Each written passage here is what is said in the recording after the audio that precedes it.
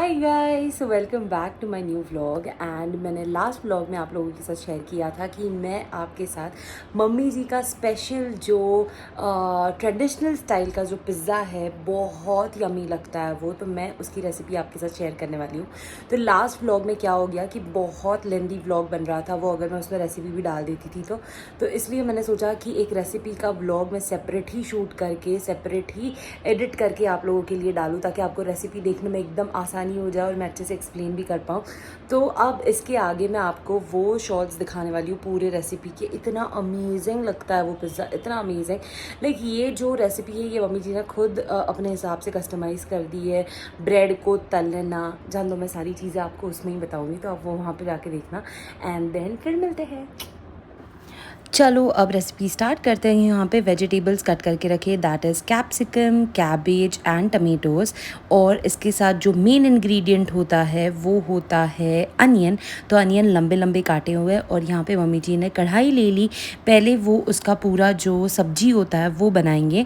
तो कढ़ाई में उन्होंने तेल लिया, उसके बाद इसमें राई जीरा नहीं डलता है।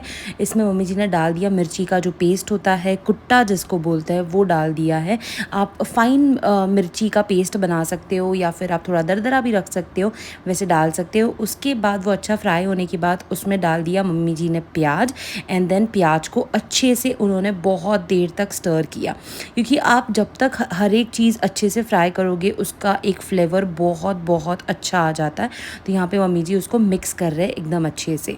उसके बाद मम्मी जी ने उसमें डाल दिया कैप्सिकम। कैप्सिकम भी अच्छे लंबे लंबे आ गए, और उससे क्या होता है कि मुंह में जो वो क्रंच आता है ना, उससे बहुत बहुत लाजवाब टेस्ट आता है। फिर आफ्टर 1 to 2 मिनट्स मम्मी जी ने उसमें डाल दिए टमाटर। ये देखो कितने अच्छे और लंबे लंबे फाइन चॉप किए हुए हैं, क्योंकि पिज़्ज़ा में जब लंबी लंबी सब्जी आप काट के डालते हो ना, तो उसमें बहुत अच्छा क्रंच आता है। एंड पत्ता गोभी कभी भी मम्मी जी उसको धो के फिर ही यूज़ करते हैं, क्योंकि उसमें एक अलग सी स्मेल आती है, इसलिए। तो मम्मी जी ने यहाँ पे धुलवाई पत्ता गोभी एंड देन उसमें डलवाई। तो ये भी देखो एकदम फाइनली चॉप्ड है। तो ये सारी सब्जी आप मम्मी जी अच्छे से मिक्स करेंगे। लुक एट दिस, कितना प्यारा और कितना कलरफुल लग रहा है ये। तो अच्छे से सारी सब्जियाँ उन्होंने मिक्स करी एंड देन उसको कुक होने दी।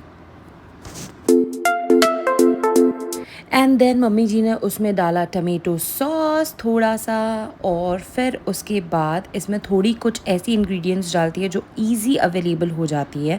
तो ये टमेटो सॉस डाला एक फ्लेवर के लिए। उसके बाद डाला सोया सॉस, एक अच्छा फ्लेवर देता है ये, थोड़ा सा चाइनीज़ का टच आ जाता है और वो पिज़्ज़ा के ऊपर बहुत बहुत ज़्यादा अमेजिंग लगता है। तो इसलिए सोया सॉस डाला, ध्यान से डालना बिकॉज बहुत पतला होता है वो, तो एकदम से फटाक से ना डल जाए। उसके बाद मम्मी जी ने उसमें डाल दिया नमक अपने स्वाद अनुसार। तो नमक के बाद अच्छे से उसको, कभी भी सब्ज़ी जब पूरी बन जाती है उसके बाद ही नमक डालना चाहिए। तो ये सब्ज़ी यहाँ पर रेडी हो गई। उसके बाद बुरा भैया ने हमको ये ब्रेड, पिज़्ज़ा ब्रेड ला के दिया जो बेस होता है, एंड चीज़ क्यूब्स ला के दी, बिकॉज पिज़्ज़ा के साथ तो चीज़ कंपलसरी होना चाहिए। यहाँ पे मम्मी जी ने पैन रख दिया था हीट करने के लिए। अब ये मोस्ट इम्पॉर्टेंट पार्ट है, जहाँ पे पिज़्ज़ा ब्रेड मम्मी जी बराबर सेकने के लिए रख देते, और ऊपर का और नीचे का जो साइड होता है वो घी से सेकते हैं। उससे क्या होता है, ब्रेड एकदम अच्छी सी फूल जाती है और थोड़ा सा ऐसे क्रंच आ जाता है उसमें। तो कभी भी ये ध्यान रखना कि कभी भी पिज़्ज़ा ब्रेड अच्छे से सेक के लेना चाहिए, मस्त फूल जाती है। एंड देन उसके ऊपर लगाना चाहिए आपने पिज़्ज़ा टॉपिंग, या फिर पिज़्ज़ा पास्ता सॉस जो आता है वो। तो ये मम्मी जी यहाँ पे विबा का पिज़्ज़ा टॉपिंग लगा रहे हैं, and it is super super tasty, और इससे एक बराबर पिज़्ज़ा का फ्लेवर आ जाता है। तो ये देखो कैसे एकदम प्रॉपर स्प्रेड कर रहे हैं, ताकि आप कहीं पे भी कॉर्नर पे भी खा लो तो भी कोई दिक्कत नहीं है, लाइक आपको फीका फीका ना लगे। उसके बाद मम्मी जी ने डाल दी उसके ऊपर ये सब्जियाँ, जो पूरा सब्जी का उन्होंने बनाया था वो डाल दिया। वो भी अच्छे से स्प्रेड कर रहे हैं ताकि उसमें बहुत अच्छे से फ्लेवर आ जाए, कहीं पे भी छूट ना जाए। एंड देन उसके बाद ऊपर से मम्मी जी ने डाल दी थोड़ी सी काली मिर्च, बिकॉज़ यहाँ पे काली मिर्च डाली जाती है और अच्छा फ्लेवर देता है। एंड देन उसके बाद उन्होंने डाला चीज़ क्रश करके उसके ऊपर। तो ये पापा जी का था, तो इसमें थोड़ा सा चीज़ कम है, बट आप ज़्यादा भी डाल सकते हो। और फिर ये ढक दिया। तो मम्मी जी ने 5-10 मिनट्स के लिए होने दिया। तब तक मम्मी जी ने दूसरे पैन पे और एक पिज़्ज़ा रख दिया रेडी करने के लिए, बिकॉज़ ये थोड़ा टाइम लग जाता है। और नीचे से देखो कितना अच्छा दिख रहा है, और यहाँ पे ये पिज़्ज़ा रेडी हो गया है। गाइस कैसा लगा आपको ये रेसिपी, एंड आई होप कि आपको ये रेसिपी ट्राई करना एंड आप सबको बहुत बहुत यमी लगेगी ये रेसिपी। जो मेरे जैसे बिगिनर्स जो होते हैं ना, जिसने आज तक कभी पिज़्ज़ा नहीं बनाया, वो लोग तक ये चीज़ बना सकते हैं। बहुत मिनिमल चीज़ लगती है इसमें एंड आसानी से आपको कोई भी ग्रोसरी शॉप में मिल जाएगी और बहुत फटाक से बन जाएगा आपका ये पिज़्ज़ा।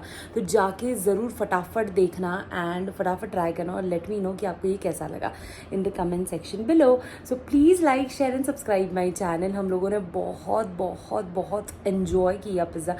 ऑफ कोर्स मैं उसके बाद कुछ भी नहीं शूट कर पाई क्योंकि फिर सबको गरम गरम सर्व करना, मम्मी जी बना रहे थे तो हम लोग सर्व कर रहे थे, फिर सब लोग साथ में बैठ के खा भी लिए तो बहुत मज़ा आया।